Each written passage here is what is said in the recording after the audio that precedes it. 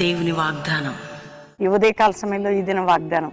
ఎలా ఉన్నారు? బాగున్నారా? పొద్దున్న లేస్తున్నారా? ప్రార్థన చేసుకుంటున్నారా?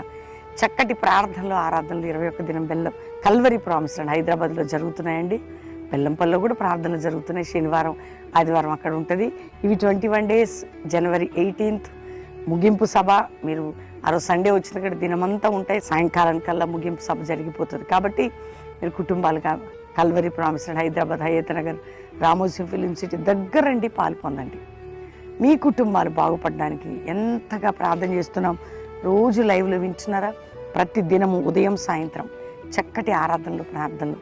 ఇంకా ఎవరైనా మారు మనసు పొందలేదా? పాపాన్ని క్షమించే దేవుడు, పాపి నుంచి విడిపించే దేవుడు, క్షమాభిక్ష పెట్టే దేవుడు, సృష్టికర్త, రక్షణకర్త. ఆయనకి మీ హృదయాన్ని ఇవ్వండి. ఈరోజు ఒక మాట నేను చదువుతాను, వాగ్దానం. మత్తయి సువార్త 9వ అధ్యాయం 6వ వచనము. ఓ మంచి మాట ఇక్కడ రాయబడి ఉంది. నీవు లేచి మంచం ఎత్తుకుని నీ ఇంటికి పొమ్మని చెప్పగా వాడు లేచి ఇంటికి వెళ్ళాను. పక్షవాతం కలిగిన వ్యక్తి అండి. సంవత్సరాల నుండి మూసుకుంటున్నారు. ఆయన మోసుకొచ్చి అక్కడ పడేశారు, ఇంటి మీద నుండి దించి. లేచి ఏసే ఒకటి, పాపాలు క్షమించబడ్డాయి, నువ్వు నా దగ్గరకు వచ్చావు కాబట్టి. మంచం మోసింది కదా, అది ఎత్తుకొని వెళ్ళిపో అన్నాడు. దిగ్గులు లేచి వెళ్ళిపోతాడట మంచం ఎత్తుకొని. అన్ని సంవత్సరాలు రోగంతో ఉన్న, మంచం మీద పడిన వ్యక్తి, పడిపోయిన వ్యక్తి, మంచాల మీద మోసిన వ్యక్తి, పక్షవాతంతో వాసన కొట్టే వ్యక్తి, ఆయన పాపం క్షమించబడింది, ఆయన రోగం స్వస్థత పొందింది. యేసులో ఉన్న శక్తి అది. నీ పాపం క్షమించబడి, నీ రోగం స్వస్థత పొంది, నీ బంధకాలు తెంచబడి, ఏది నిన్ను మోస్తుందో అది మోసుకొని పోబోతున్నావు. బంధించే దేవుడు కాదు, విడిపించే దేవుడు.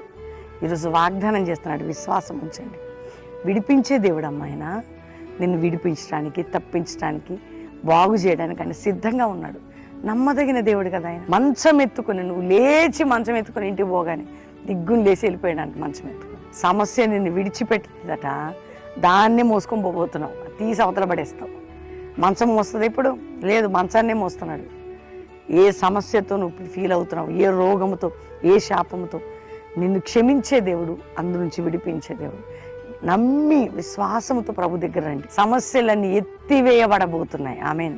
నీ సమస్యలన్నీ ఎత్తివేసేదను వాగ్దానం. నమ్మండి. పాపాన్ని, శాపాన్ని, రోగాలన్నీ ఎత్తేసి నిన్ను క్షమించి కొత్త జీవితం నీకు ఇస్తాడు. ధైర్యంగా ఉండండి. ప్రార్థన చేసుకుందాం.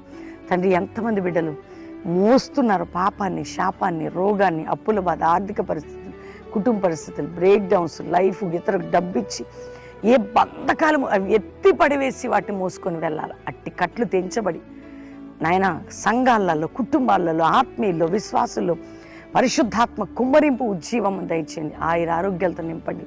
ఆర్థిక, మానసిక ఒత్తిడి నుంచి విడిపించి పాప